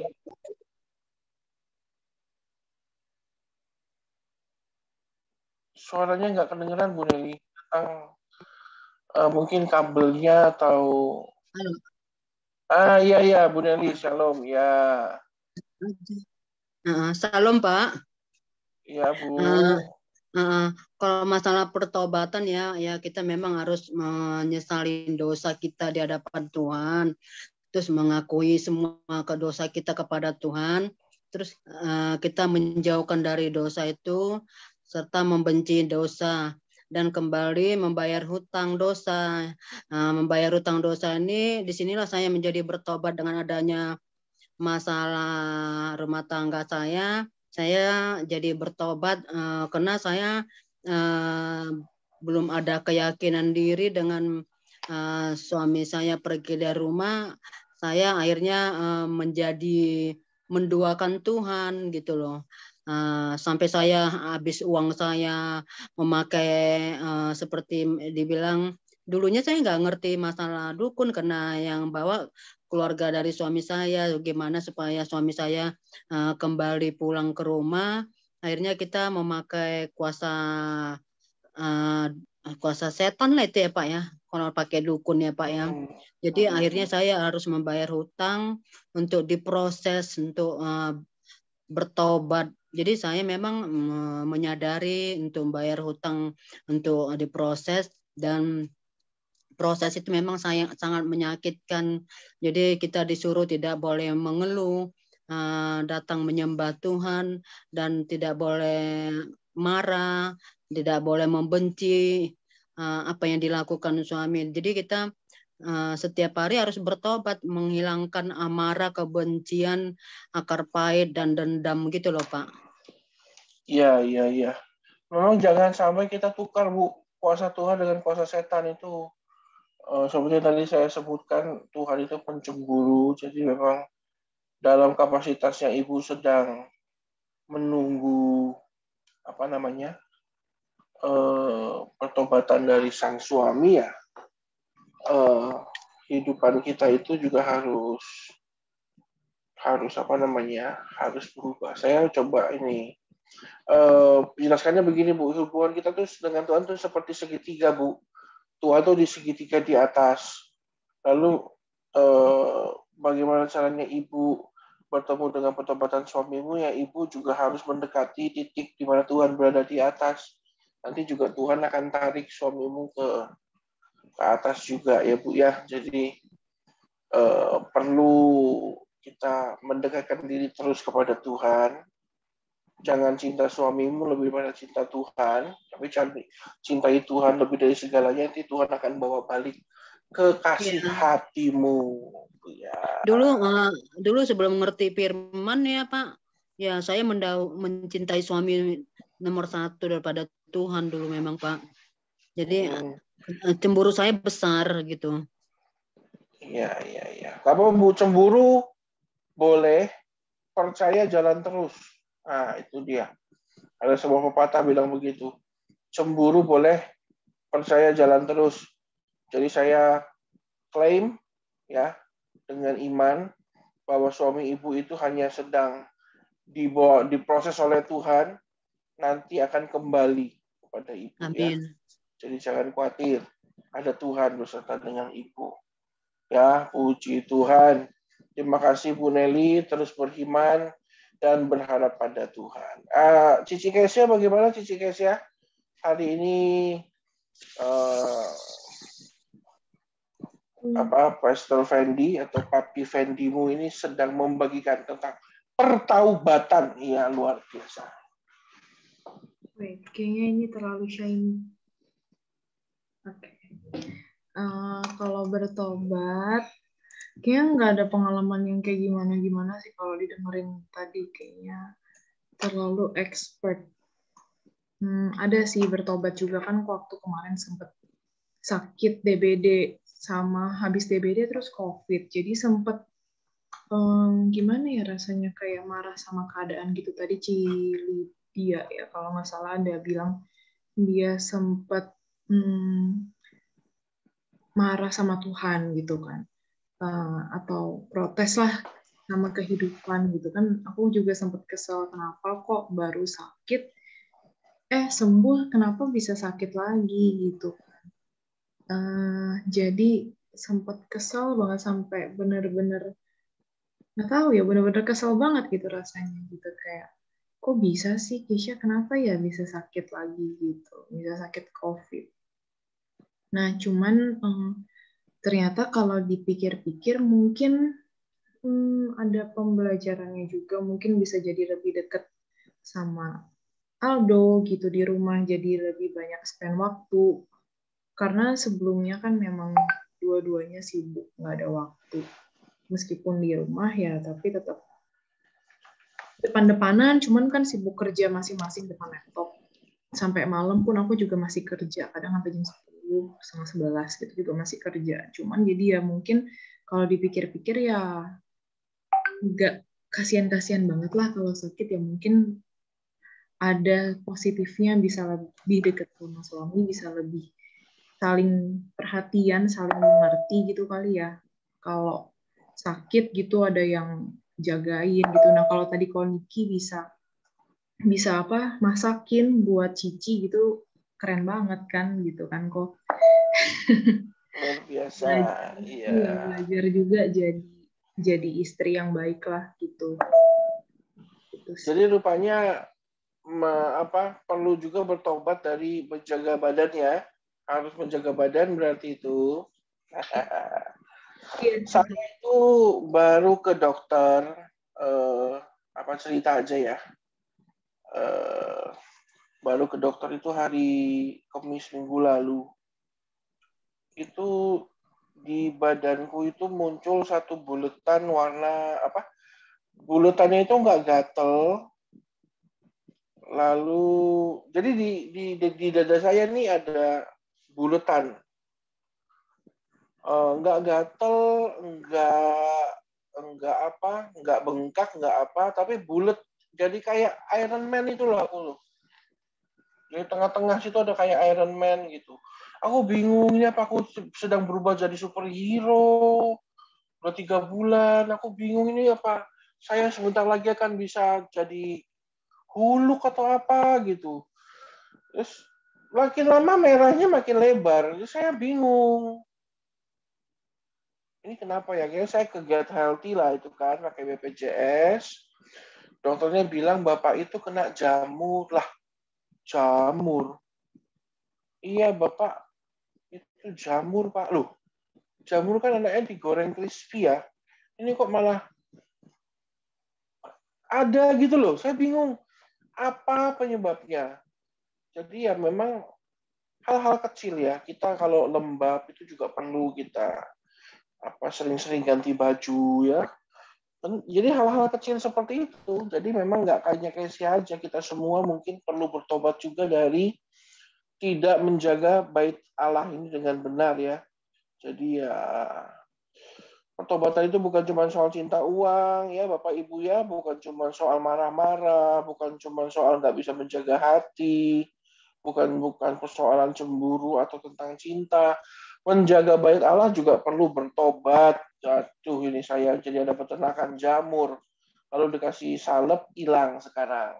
Saya jadi nyesel juga. Saya pikir saya jadi X-Men ya. Rupanya enggak. Aduh ya. Puji Tuhan. Semua permohonan doa nanti kita akan doakan. Tapi sekarang saya mau panggil bintang acara malam hari ini. Sebuah artis yang tidak terkenal, tetapi sangat dekat di hati saya. Ya, Pak Susanto. Ya, Pak Santo adalah seorang artis kenamaan ibu kota. Ya, mana Pak Santo? Shalom Pak. Pak Santo, bagaimana kabar Anda Pak Santo? Ya, luar biasa Pak. Ya, ada yang mau di-sharingkan terkait tema kita malam hari ini? Tentang pertobatan ya Pak ya?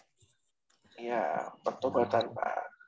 Mengenai pertobatan, mungkin setiap orang juga punya dosanya ya. Begitu juga dengan saya, masa bujangan saya sampai saya udah nikah gitu ya. Tapi menurut saya seperti Ibu Nelly yang katakan, pertobatan itu bukan hanya sekali saja, tetapi pertobatan itu di setiap hari dan setiap saat. Sebab hari-hari ini adalah hari yang jahat. Kadang sering iblis membuka celah, masa-masa yang kita lakukan itu iblis sering membuka celah. Nah, disinilah yang kadang-kadang yang kita harus lakukan di dalam pertobatan setiap hari menurut saya. Nah, saya cuma minta saran doang Pak Pester. Iya. Gimana Pak? Gini loh Pak, kan ketika saya melakukan kesalahan-kesalahan saya pada masa lalu saya dan sekarang saya mulai merasakan pertobatan, bahkan terus belajar bertobat setiap hari gitu ya. Tetapi ada hal-hal seperti contoh mungkin teman-teman gitu ya, teman-teman kerja, dia tahu masa-masa kita, masa-masa saya waktu saya bersalah dulu gitu, masa-masa saya belum bertobat, sering diungkapkan kembali gitu loh Pak. Nah, yang jadi minta saya saran apa yang harus saya lakukan gitu loh. Seringkali kadang-kadang saya timbul emosi gitu loh. Tapi saya mereda gitu loh. Bahkan yang munculkan itu siapa Pak? Yang munculkan itu? Itu teman-teman kerja lah contohnya salah satunya. Oh, dia diceritain. Padahal saya tahu dia juga punya hal seperti itu gitu loh. Tapi saya nggak mau mengungkapkan hal perbuatan orang yang tidak baik itu gitu loh. Maksud saya apa yang harus saya lakukan gitu loh. Ketika kita sudah bertobat, kita melakukan hal-hal yang tidak mengulang kembali, tapi kok orang lain mengungkapkan kembali kata-kata seperti itu. Nah, apa sarannya gitu loh, Pastor? Maksud saya gitu. Itu aja sih, mohon sarannya. Terima kasih, Pastor.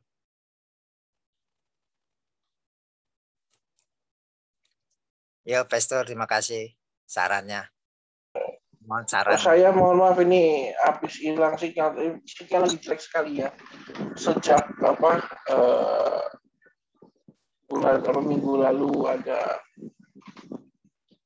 demonstrasi itu sinyalnya beda.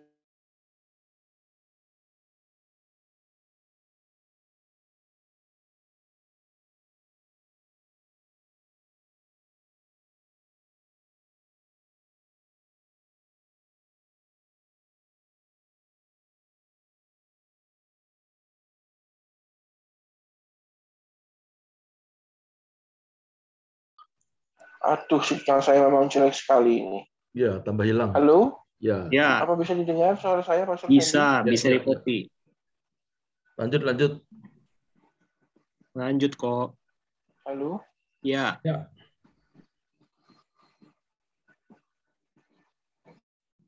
Oke, sambil Pastor Charlton memperbaiki sinyalnya, Pak Santo mungkin saya perlu jawab ya. Jadi kalau terjadi hal seperti itu, ya kita tertawa saja, Pak. Ya tidak usah perlu dimasukkan dalam hati, karena itu adalah masa lalu. Ingat cerita saya, jadi waktu itu ada 3, yaitu masa lalu, hari ini, dan masa yang akan datang. Ya, nah setan tidak akan pernah mengerti masa yang akan datang, karena kalau ada orang pergi ke tukang ramal, minta dilihat masa depannya, itu sebenarnya hanya tipuan, ya. Waktu tukang ramalnya ngomong, nanti kamu ini begini, tahun sekian kamu akan begini. Nah itu kalau tidak diimani nggak jadi. Tapi kalau diimani, itu baru terjadi. Ya, jadi, nah salah satu pekerjaan setan itu adalah, di dalam Yohanes dikatakan, mencuri, membunuh, dan membinasakan. Tambah satu lagi, yaitu mengingatkan masa lalu. Ya, mengingatkan masa lalu yang baik-baik, yang jaya, yang hebat. Supaya apa? Supaya kita sombong. Gitu.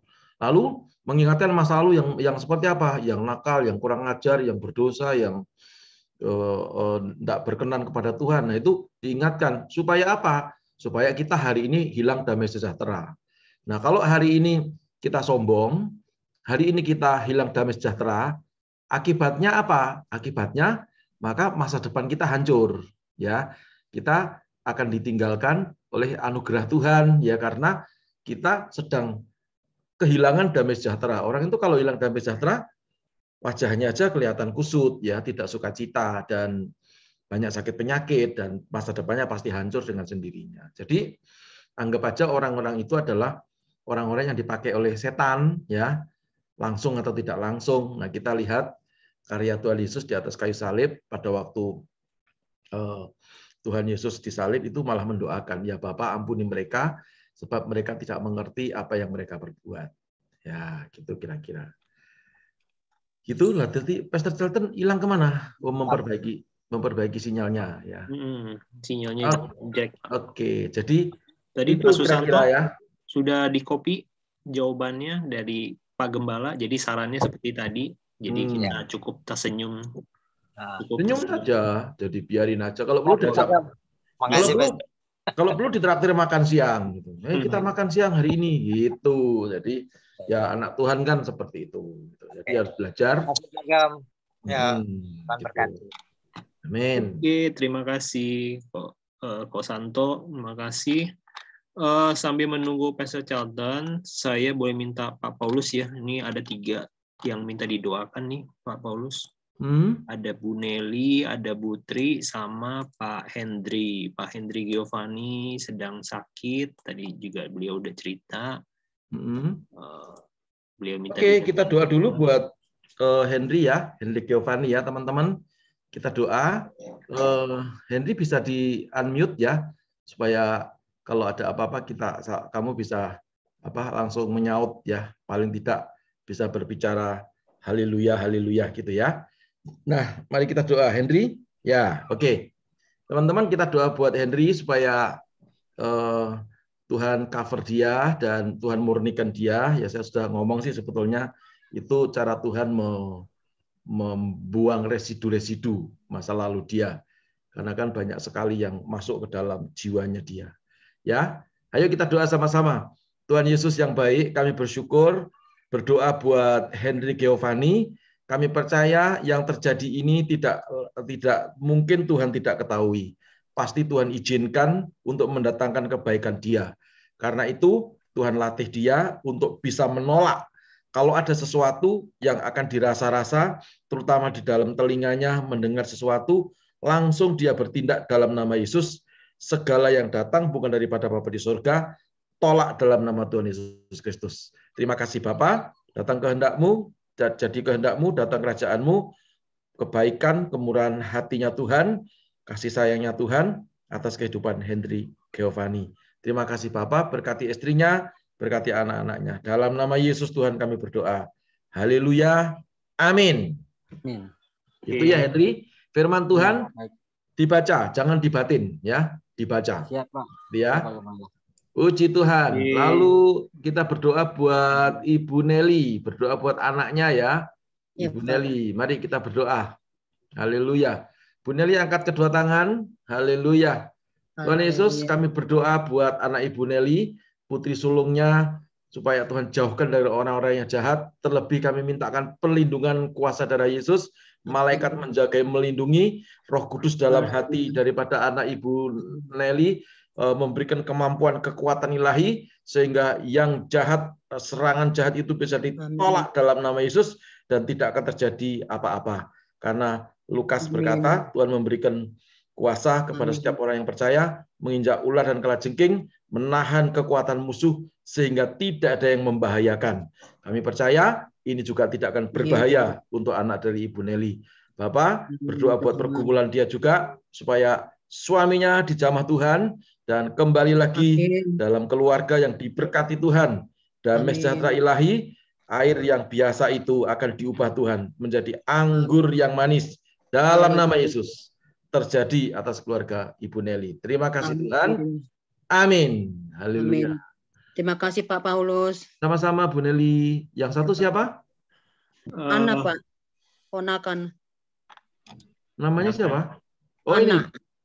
ini. Bukan Gabriela, ini siapa nih? Gabriela tadi Pak. Putri yang itu. Bu Nelly tadi. Yang satu tadi mana? Ana Pak, Ana. Ana. Iya Pak, Ana. Kena kanker stadium 4 Pak. Oh. Wow. Oke, kita berdoa. Ini apanya Ibu Nelly ya? Ponakan dari suami Pak. Ponakan dari suami. Kanker stadium 4 itu udah kemana-mana itu Bu. Kalau sisi medis sudah pecah. Umurnya 40 tahun. Masih muda. Iya Pak.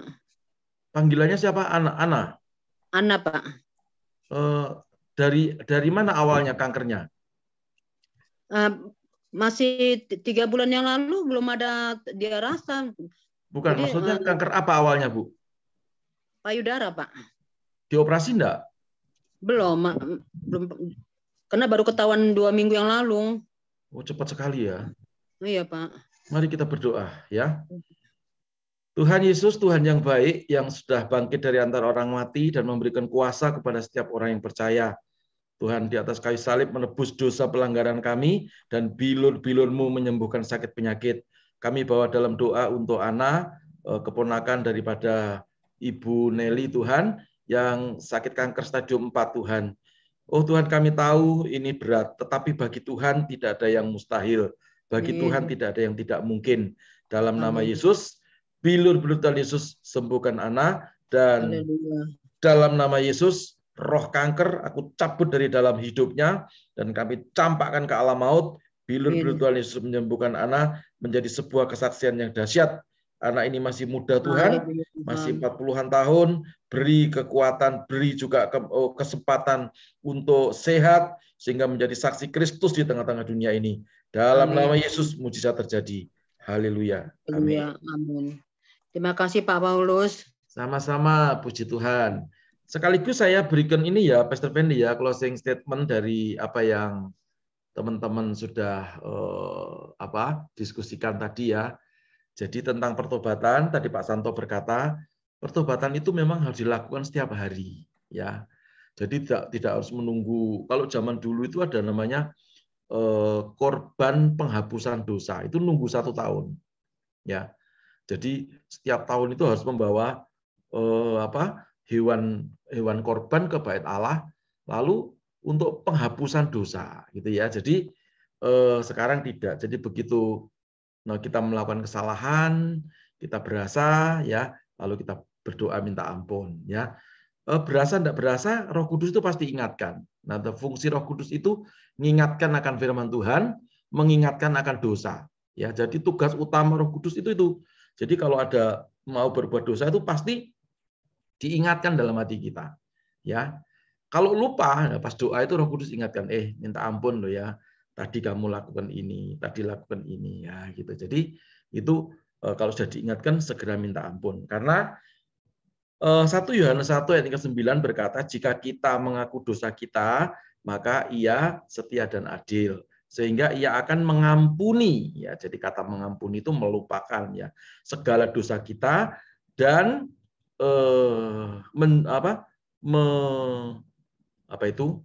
menjauhkan ya kita dari segala kejahatan. Ya, jadi Dia ampuni. Jadi Tuhan itu paling suka kepada orang yang bertobat, tapi Tuhan paling tidak suka kepada orang yang bulat itu kalau ditegur itu selalu beralasan. Oh iya, soalnya yang menyebabkan saya berdosa itu kucingku, anjingku, tetanggaku, kokohku, kakakku, abangku, istriku. Nah, itu orang yang suka berdalih. Ya. Orang yang suka berdalih itu Tuhan Yesus mengingatkan barang siapa sudah siap membajak lalu menoleh ke belakang, dia tidak layak untuk kerajaan Allah. Jadi kalau ditegur itu artinya dikasihi. Kalau ditegur itu artinya diperhatikan. Banyak loh orang kalau ditegur itu malah kok nggak ngerti apa namanya jasa-jasa saya gitu. Kok nggak paham, enggak ya. Itu beberapa minggu yang lalu kan saya khotbahkan di mimbar. Petrus itu kurang ngikut Tuhan Yesus Kristus ya. Tapi begitu salah memahami apa yang Yesus maui ya. Lalu Petrus berkata, Tuhan kiranya Tuhan Allah menjauhkan itu daripadamu. Lalu Tuhan Yesus ngomong apa? Negurnya sama Petrus bukan gini. Petrus, saya minta maaf ya, ini ada sesuatu yang salah cara pandangmu. Jadi lain kali kamu tidak boleh gitu, karena ini adalah saya datang ke dunia ini melaksanakan kehendak Bapa. Tidak gitu.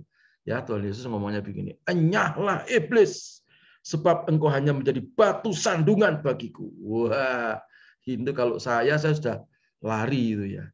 Nah, itu ceritanya jadi kasih itu ya juga menegur ya supaya orang itu bertobat. Ya jenis-jenis yang seperti Petrus begitu harusnya dibentak, tapi tidak setiap orang semua dibentain gitu tidak ya.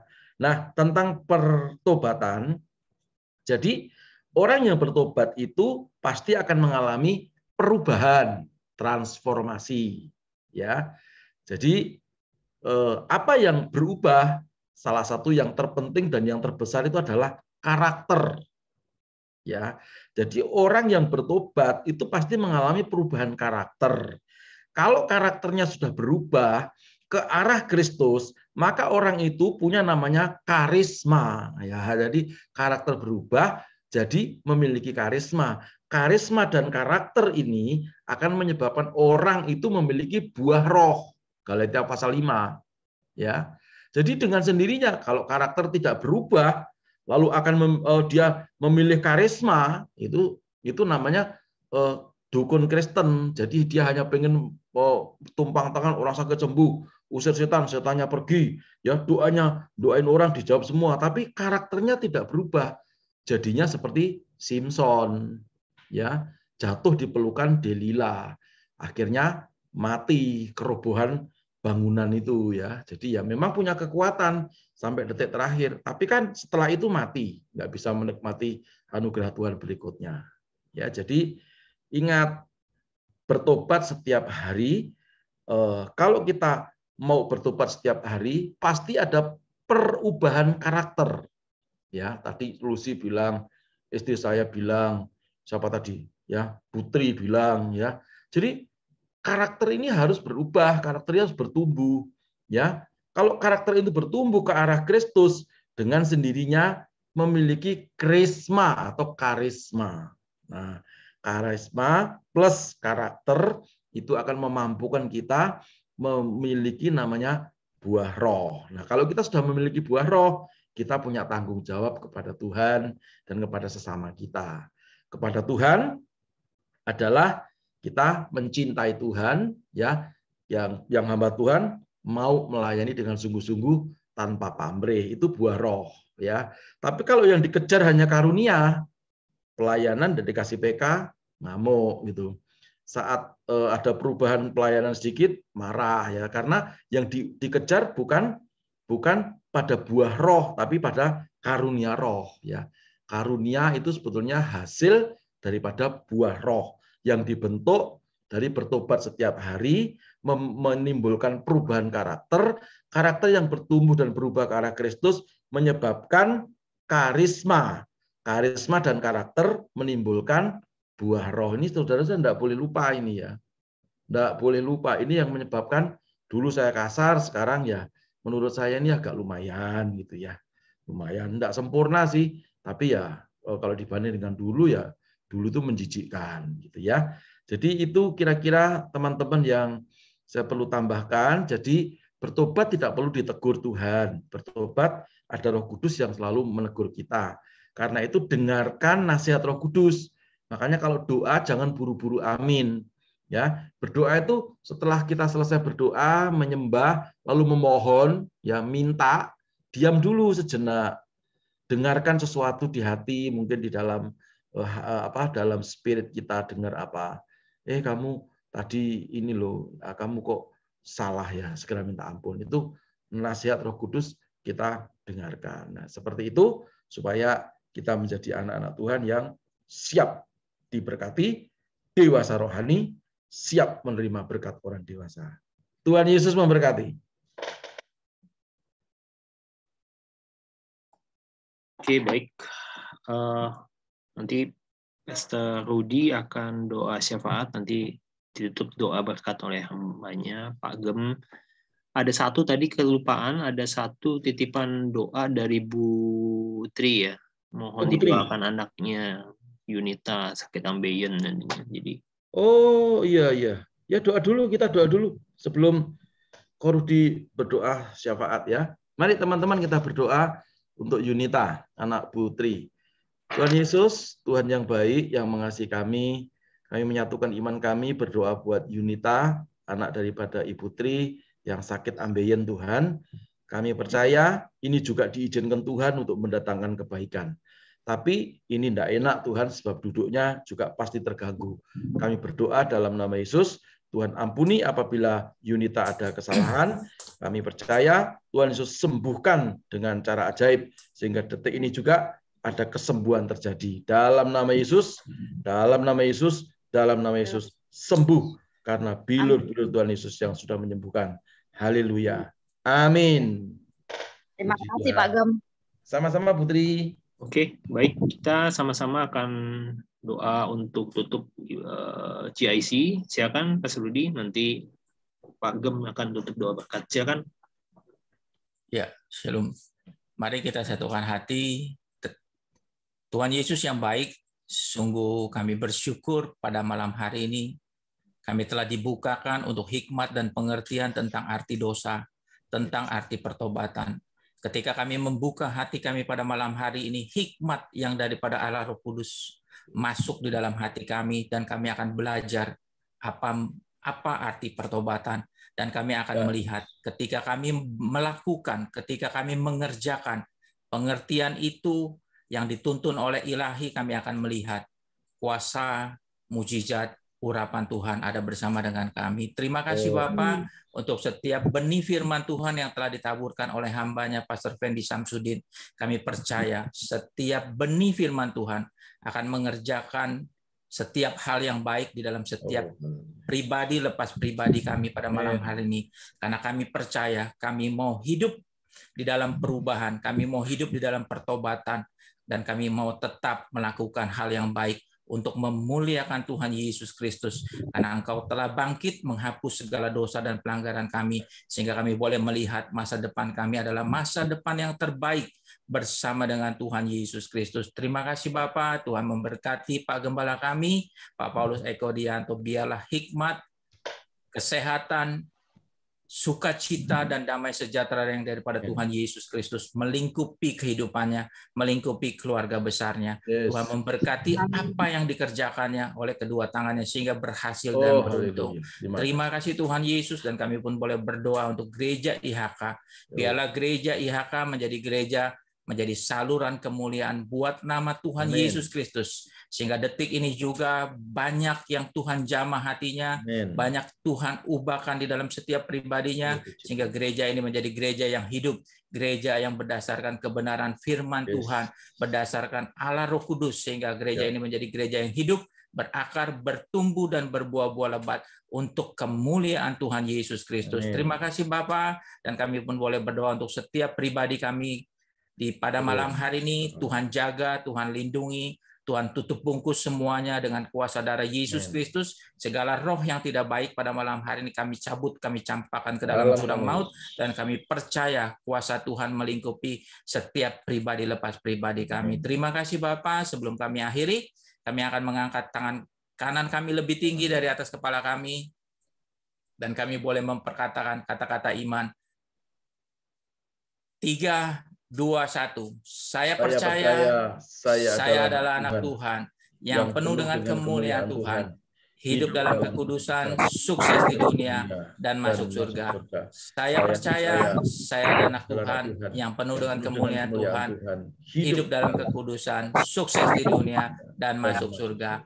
Saya percaya saya adalah anak Tuhan yang penuh dengan kemuliaan Tuhan, hidup dalam kekudusan, sukses di dunia, dan masuk surga. Terima kasih Bapa, kami percaya setiap perkataan yang kami panjatkan di dalam iman percaya kami kepada Yesus Kristus akan terjadi, pasti terjadi, karena kami adalah anak-anak Tuhan, biji mata Tuhan Yesus Kristus, kesayangan Tuhan Yesus Kristus. Kami percaya semuanya menjadi bagian di dalam setiap pribadi kami, anak-anak Tuhan, pada malam hari ini.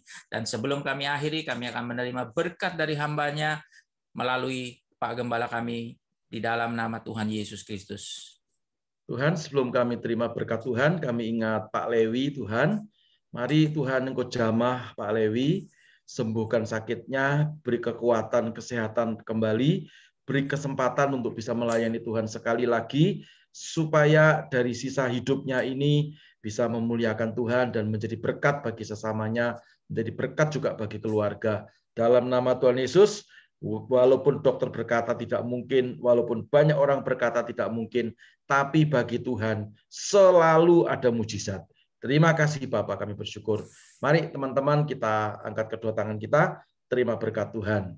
Kekasih-kekasih Tuhan, terimalah berkat yang melimpah-limpah dari Allah Bapa, persekutuan dan kasih sayang dari Tuhan kita Yesus Kristus, penyertaan penghiburan serta kuat kuasa dari Allah Roh Kudus, menuntun, menyertai, memberkati, menjadikan kita kepala dan bukan jadi ekor, naik terus dan tidak pernah turun, mulai sekarang sampai selama-lamanya. Dalam nama Tuhan Yesus Kristus, haleluya, sama-sama berkata, amin. Puji Tuhan. Saudara-saudara, jadi kalau setiap hari, dari hari Senin sampai hari